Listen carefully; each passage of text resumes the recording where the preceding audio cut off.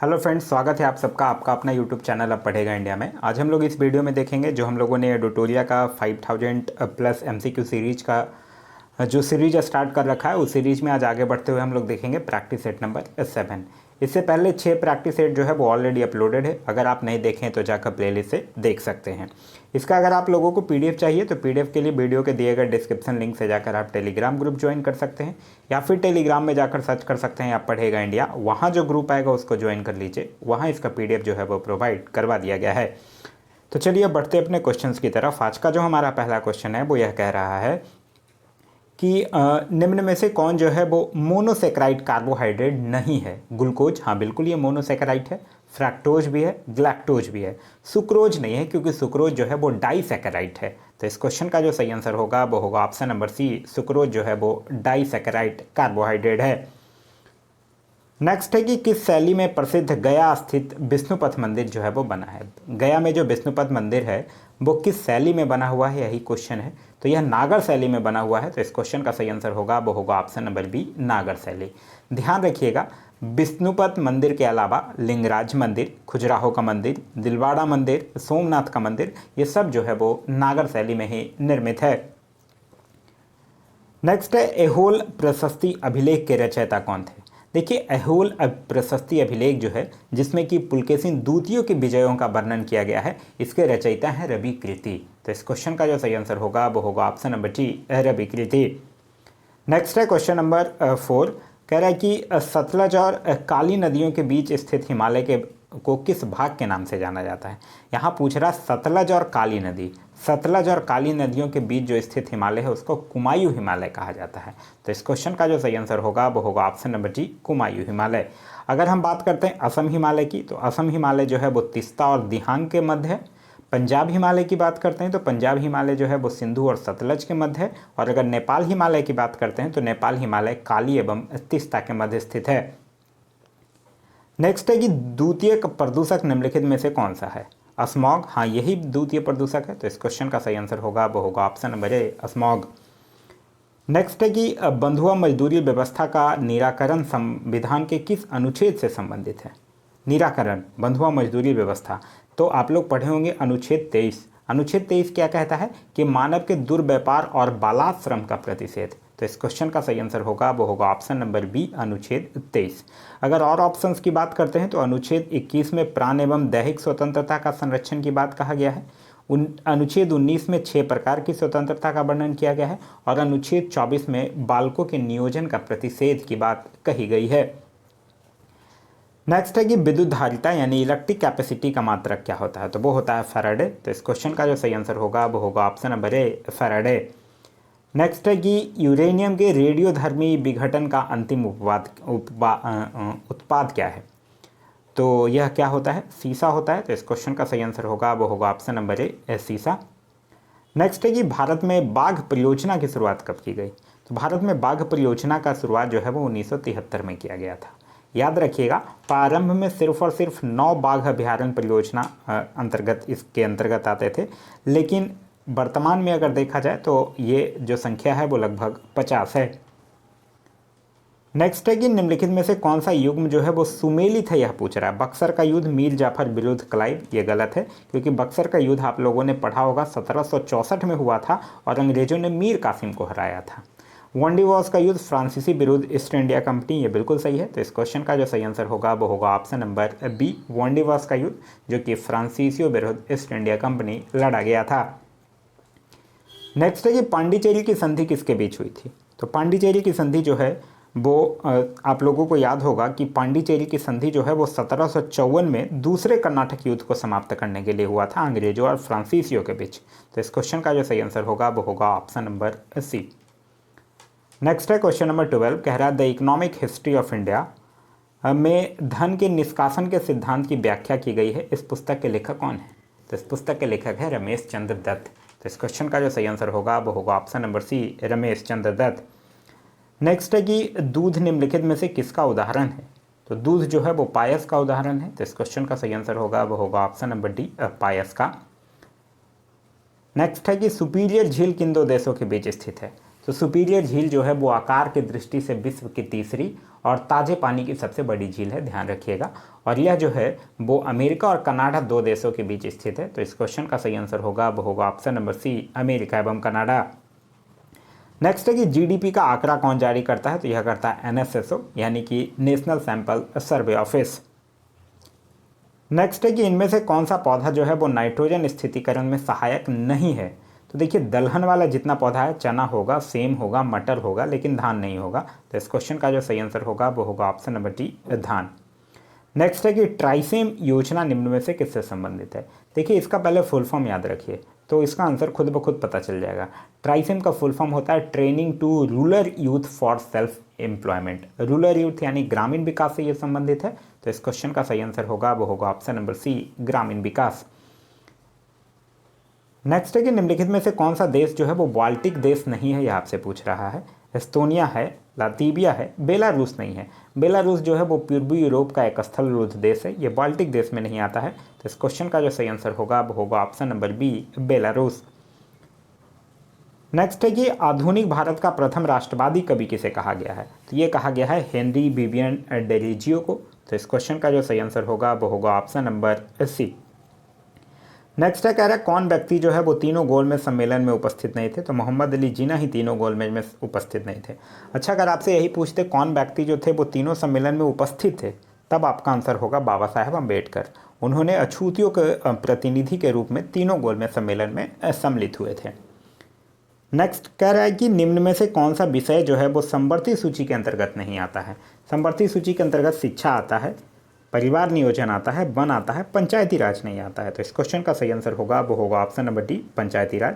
समवर्ती सूची से ध्यान रखिएगा, समवर्ती सूची में मूलतः 47 विषय थे, लेकिन अभी इसमें जो है वो 52 विषय है।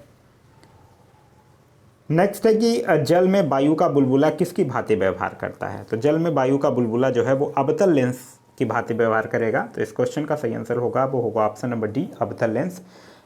ध्यान रखिएगा, अवतल लेंस में प्रतिबिंब जो है वो सीधा तथा आभासी और वस्तु से छोटा होता है, चाहे वस्तु जो है वो कहीं भी रखी जाए।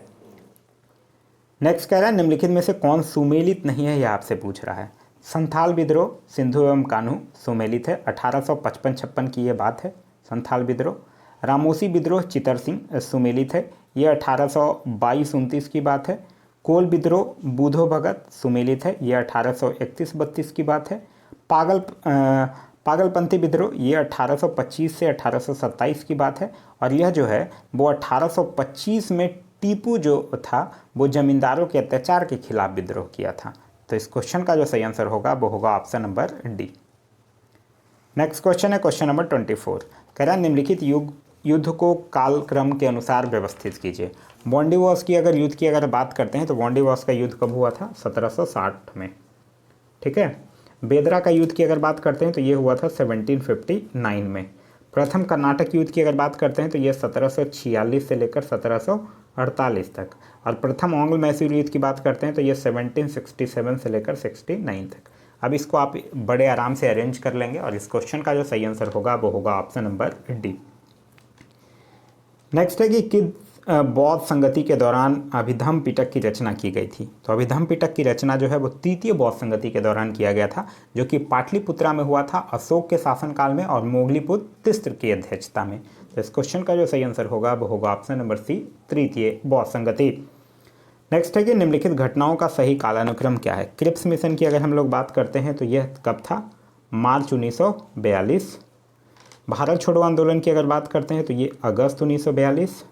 अगस्त प्रस्ताव की अगर बात करते हैं तो ये 1940। और व्यक्तिगत सत्याग्रह की अगर बात करते हैं तो 17 अक्टूबर 1940।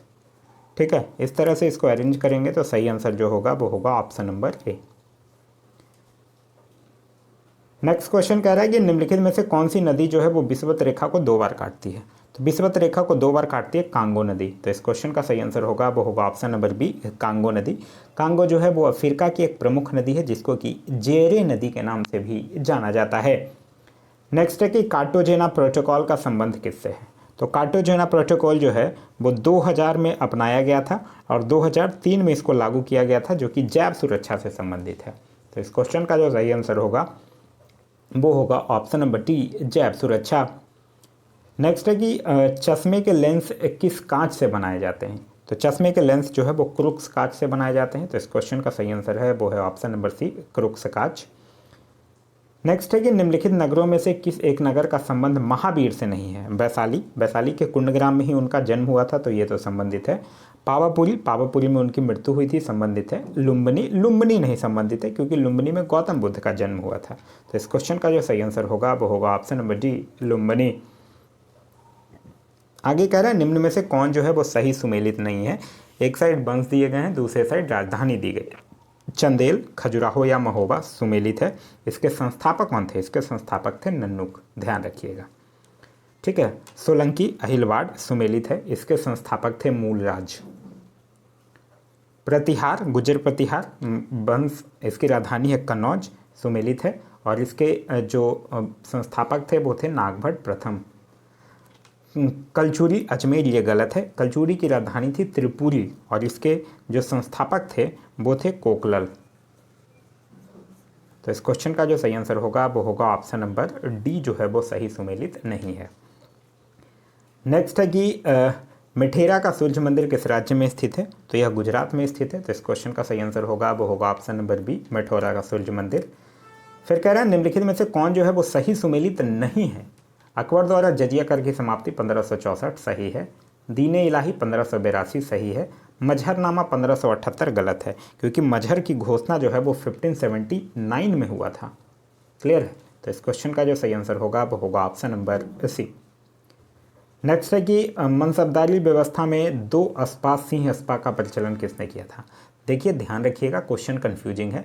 मनसबदारी प्रथा की अगर बात करते हैं तो ये अकबर की शासन प्रणाली की प्रमुख विशेषता मनसबदारी प्रथा थी। लेकिन अगर क्वेश्चन आपसे पूछता है कि मनसबदारी व्यवस्था में दो अस्पा सिंह अस्पा का प्रचलन किसने किया था, तब जो आपका आंसर होगा वो जहांगीर किया था। तो इस क्वेश्चन का सही आंसर होगा वो होगा option number D, Jahangir.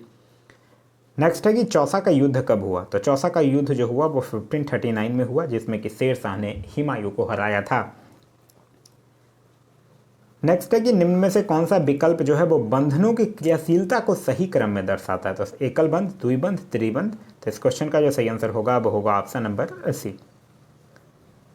Next कह रहा है कि निम्न में से किस अंग में आवश्यकता से अधिक शर्करा या कार्बोहाइड्रेट ग्लाइकोजेन के रूप में संचित रहता है? यह बात कर रहा है यकृत की। तो इस क्वेश्चन का जो सही आंसर होगा वो होगा ऑप्शन नंबर सी, यकृत। यकृत जो है वो मानव शरीर की सबसे बड़ी ग्रंथि है और इसका वजन जो है वो लगभग 1.5 kg से 2 kg का होता है। नेक्स्ट है कि किस योजना काल में 14 बैंकों का राष्ट्रीयकरण किया गया था? देखिए 14 बैंकों का राष्ट्रीयकरण कब किया गया था? 19 जुलाई 1969 को। और 1969 में कौन सा योजना था? चौथी योजना 1969 से लेकर कब तक? 74 तक, जो कि DR गॉडगिल मॉडल पर आधारित था। नेक्स्ट है कि जिन वस्तुओं का उपयोग साथ साथ किया जाता है उन्हें क्या कहा जाता है? तो उनको एक दूसरे की पूरक वस्तुएं कहा जाता है, कॉम्प्लीमेंट्री। तो इस क्वेश्चन का जो सही आंसर होगा वो होगा ऑप्शन नंबर ए। नेक्स्ट है कि भारतीय मानक समय रेखा किस राज्य से होकर नहीं गुजरती है? भारतीय मानक समय रेखा यानी किसकी बात कर रहा है? 82.5 डिग्री पूर्वी देशांतर की बात कर रहा है, जो कि 5 राज्यों से गुजरता है। आंध्र प्रदेश, छत्तीसगढ़, उत्तर प्रदेश, और उसके बाद और कौन कौन है? मध्य प्रदेश और उड़ीसा। ये 5 राज्यों से होकर गुजरता है, हिमाचल प्रदेश से नहीं गुजरता है। तो इस क्वेश्चन का सही आंसर होगा वो होगा option number D, Himachal Pradesh. Next है कि निम्नलिखित में से कौन जो है वो सुमेलित नहीं है? चांगला दर्रा जम्मू कश्मीर सुमेलित है। सिपकिला दर्रा हिमाचल प्रदेश सुमेलित है। बॉमडिल्ला दर्रा उत्तराखंड गलत है क्योंकि बॉमडिल्ला दर्रा जो है वो अरुणाचल प्रदेश में है, ना कि उत्तराखंड में। नाथुला दर्रा सिक्किम सुमेलित है। तो इस तरह से इस क्वेश्चन का सही आंसर होगा वो होगा ऑप्शन नंबर सी। नेक्स्ट है कि भारत में पश्चिमी तट की अपेक्षा पूर्वी तट पर चावल की पैदावार अधिक क्यों होती है? क्योंकि पूर्वी तट जो है वो पश्चिमी तट से चौड़ी है और डेल्टा क्षेत्र है। तो इस क्वेश्चन का जो सही आंसर होगा वो होगा option number D. Next question कह रहा है कि केंद्र और राज्य विधायी संबंध संविधान के किस भाग में उपबंध किया गया है? भाग 10 नहीं, क्योंकि भाग 10 में अनुसूचित और जनजातीय क्षेत्र की बात कही गई है। भाग 12 नहीं, भाग 12 में वित्त, संपत्ति, संविदाएं और बाद की बात कही गई है। भाग 13 नहीं, क्योंकि भाग 13 में भारत के राज्य क्षेत्र के भीतर व्यापार, वाणिज्य और समागम की बात कहा गया है। भाग 11 में केंद्र एवं राज्य विधायी संबंध संविधान के भाग में दिए गए हैं। तो इस क्वेश्चन का सही आंसर होगा वो होगा ऑप्शन नंबर बी, भाग 11, जिसमें कि अनुच्छेद 245 से लेकर 63 तक वर्णित है। नेक्स्ट क्वेश्चन है क्वेश्चन नंबर 44। कह रहा है कि राष्ट्रपति पर महाभियोग की प्रक्रिया प्रारंभ करने के लिए कितने सदस्यों का हस्ताक्षर होना चाहिए। देखिए, पहली चीज़ तो ये याद रखिए कि अनुच्छेद 61 के तहत राष्ट्रपति पर महाभियोग लगता है। महाभियोग जो है वो किसी भी सदन के द्वारा प्रस्तुत किया जा सकता है, लेकिन प्रस्तुत करने से पहले 14 दिन पहले लिखित सूचना देना अनिवार्य होता है। और जो सदन लगाया होता है, आरोप लगाता है, उस सदन का 1/4 सदस्यों का हस्ताक्षर होना आवश्यक है। तो इस क्वेश्चन का सही आंसर होगा वो होगा option number A. Next question है क्वेश्चन नंबर 45। कह रहा है निम्न में से किस परिस्थितियों में किसी संसद सदस्य की सदस्यता समाप्त हो जाती है। यदि वह सदन की अनुमति के बिना 60 दिन की अवधि से अधिक समय के लिए सदन की सभी बैठकों में अनुपस्थित रहता है, तब भी हो जाएगा, बिल्कुल सही है। यदि उसे सदन द्वारा निष्कासित कर दिया जाता है, तब भी हो जाएगा, सही है। यदि न्यायालय उस चुनाव को अमान्य या शून्य करार देता है, तब भी हो जाएगा। तो इस क्वेश्चन का जो सही आंसर होगा वो होगा ऑप्शन नंबर डी, उपयुक्त सभी परिस्थितियों में। नेक्स्ट है कि भारत के राष्ट्रपति को हटाया जा सकता है। अभी हम लोगों ने देखा था कि अनुच्छेद 61 में राष्ट्रपति पर महाभियोगों की बात कही गई है। और महाभियोग कब लगाया जा सकता है? जब राष्ट्रपति के द्वारा संविधान के प्रावधानों का उल्लंघन किया जाएगा, तो ये संसद के द्वारा लगाया जाएगा। लेकिन इसके लिए आवश्यक ये है कि राष्ट्रपति को 14 दिन पहले लिखित सूचना दी जाए, जिस पर उस सदन के 1/4 सदस्यों का हस्ताक्षर होता है। फिर संसद के उस सदन जिसमें कि महाभियोग का प्रस्ताव पेश किया गया है, उसके 2/3 सदस्यों के द्वारा पारित कर दिया जाता है। फिर वह प्रस्ताव जो है वो दूसरे सदन में जाएगा। दूसरा सदन अगर राष्ट्रपति पर लगाए गए आरोपों की जांच करेगा या फिर कराएगा, और ऐसी जांच में अगर राष्ट्रपति के ऊपर लगाए गए आरोपों को सिद्ध करने वाला प्रस्ताव जो है वो 2/3 बहुमत से पारित हो जाता है, तब राष्ट्रपति पर महाभियोग की प्रक्रिया जो है वो पूरी समझी जाएगी और राष्ट्रपति को पद त्याग करना होगा। तो इस क्वेश्चन का जो सही आंसर होगा वो होगा ऑप्शन नंबर सी, भारत के संसद के द्वारा। नेक्स्ट है कि किस अनुच्छेद के अंतर्गत राज्य निर्वाचन आयोग का प्रावधान जो है वो किया गया है। तो यह अनुच्छेद 243 के तहत। तो इस क्वेश्चन का सही आंसर होगा वो होगा option number C. Next question है क्वेश्चन नंबर 48। कह रहा है किस संविधान संशोधन में पिछड़े वर्ग संबंधी आयोग का प्रावधान किया गया है। तो यह किस में किया गया है? यह किया गया है 102वां संविधान संशोधन 2018 के तहत। तो इस क्वेश्चन का सही आंसर होगा वो होगा ऑप्शन नंबर बी, 102वां संविधान संशोधन 2018। देखिए हुआ क्या था कि इस अधिनियम के द्वारा संविधान में अनुच्छेद 338 का ख जोड़ा गया था और राष्ट्रीय पिछड़ा वर्ग आयोग के गठन का प्रावधान जो है वो किया गया है। संघ और राज्य सरकार सामाजिक एवं शैक्षणिक रूप से पिछड़े वर्ग को प्रभावित करने वाले सभी नीतिगत मामलों में आयोग से क्या करेगी? परामर्श करेगी। नेक्स्ट क्वेश्चन है क्वेश्चन नंबर 49। कह रहा है A history of the freedom movement in Bihar के लेखक कौन है। तो इसके लेखक हैं के दत्ता। तो इस क्वेश्चन का सही आंसर होगा वो होगा ऑप्शन नंबर ए। नेक्स्ट कह रहा है कि मानव विकास सूची निर्माण में निम्नलिखित में से कौन जुड़ा है। तो अमर्त्य सेन जुड़े हुए हैं। तो इस क्वेश्चन का सही आंसर होगा वो होगा option number D, Amartya Sen. अब इसके बाद कुछ जो लास्ट में अस्मरणीय तथ्य दिए गए होते हैं वन लाइनर के फॉर्म में, उसको एक बार रिकॉल कर लेते हैं। कह रहा है कि मौर्य वंश की स्थापना किया था। तो किसने किया था? चंद्रगुप्त मौर्य ने किया था। जस्टिन ने चंद्रगुप्त मौर्य को क्या कहा है? सेंड्रोकोटस कहा है। मुद्रा राक्षस में चंद्रगुप्त मौर्य के लिए ब्रिसल शब्द का प्रयोग जो है वो किया गया है। चाणक्य जो है वो चंद्रगुप्त मौर्य का प्रधानमंत्री था। चाणक्य द्वारा लिखित अर्थशास्त्र पुस्तक का संबंध जो है वो राजनीति से है। चंद्रगुप्त ने 305 ईसा पूर्व में सेलुकस निकेटर को हराया था और सेलुकस निकेटर का राजदूत मेगास्थनीज जो था वो चंद्रगुप्त मौर्य के दरबार में आया था। इंडिका पुस्तक की रचना जो है वो मेगास्थनीज के द्वारा की गई थी। चंद्रगुप्त मौर्य जो था वो जैन धर्म का अनुयायी था तथा इसने भद्रबाहु से जैन धर्म की दीक्षा ली थी। अगर बात करते हैं चंद्रगुप्त मौर्य का उत्तराधिकारी, तो वो बिंदुसार था, जिसको कि अमित्र घात के नाम से जाना जाता है। इसे वायु पुराण में भद्रसार भी कहा गया है। इसे जैन धर्म में सिंहसेन के नाम से भी जाना जाता है। बौद्ध विद्वान जो थे तारानाथ, उसने बिंदुसार को 16 राज्यों का विजेता बताया है। फिर बिंदुसार का उत्तराधिकारी कौन हुआ? बिंदुसार का उत्तराधिकारी हुआ अशोक, जो कि 269 ईसा पूर्व मगध की गद्दी पर बैठा। अपने राजाभिषेक के समय वो कहाँ का राज्यपाल था? अवंती का राज्यपाल था। पुराणों में अशोकों को अशोक वर्धन कहा गया है, मास्की, तथा गुजरा अभिलेख में इसका नाम जो है वो अशोक मिलता है। भाबरू अभिलेख में अशोक ने स्वयं को मगध का सम्राट बताया है। अशोक अपने राजाभिषेक के 10वें वर्ष बोधगया तथा 20वें वर्ष लुम्बिनी की यात्रा किया था। इसने 261 ईसा पूर्व में कलिंग पर आक्रमण कर इसकी राजधानी तोसली पर अधिकार कर लिया था। इसने उपगुप्त नामक बौद्ध भिक्षु से बौद्ध धर्म की दीक्षा ली थी। इसका सबसे लंबा एवं सबसे छोटा अभिलेख क्रमशः 7वां और रुम्मदेई अभिलेख है। अशोक के समय मौर्य साम्राज्य में प्रांतों की संख्या जो थी वो 5 थी। इसने भारत में सर्वप्रथम शिलालेखों का प्रचलन शुरू किया था, जिसमें सामान्यतः ब्राह्मी, खरोष्टी, ग्रीक तथा अरमाइक लिपि का प्रयोग किया गया है। अशोक के पहले शिलालेख में पशु बलि की निंदा की बात कही गई है। 6वें शिलालेख में आत्म नियंत्रण की शिक्षा दी गई है। मौर्य वंश ने लगभग 137 वर्षों तक शासन किया था। तो यह रहा हमारा आज का वीडियो। आज का वीडियो आप लोगों को कैसा लगा कमेंट करके ज़रूर बताइएगा। साथ ही साथ इस वीडियो से कुछ सीखने के लिए मिला तो एक लाइक ज़रूर कर दीजिएगा। वीडियो पसंद आ रहा है तो अपने दोस्तों के साथ शेयर करना ना भूलें। अभी तक आप इस चैनल पर नए हैं या चैनल को सब्सक्राइब नहीं किए हैं तो चैनल को सब्सक्राइब कर लीजिए और साथ ही साथ बेल आइकन पे प्रेस कर लीजिए ताकि हमारे सारे वीडियो के नोटिफिकेशन आपको मिलते रहें। Thanks for watching.